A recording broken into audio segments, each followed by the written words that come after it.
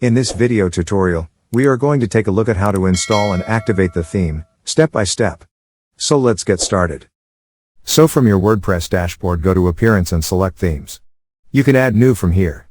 You also have Activate button for every theme to activate it from here. Open one theme and here also you have one Activate button. Go to Add New button, and here you can see all the themes to add. In Featured, we have all these options. The first one is already active, and the rest have install buttons to install them from here. Open the one you like. Here on top, you have Install button to install it. Once installed, you will get Activate button to activate the theme from here. Close it. Now go to Appearance and select Themes.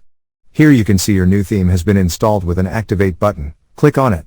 Now go to your site and you can see that your site is in new theme. Back on WordPress, activate another theme from here. And your site theme will change. So this is how you can install and activate theme on your WordPress site. Thank you for watching. Struggling with WordPress?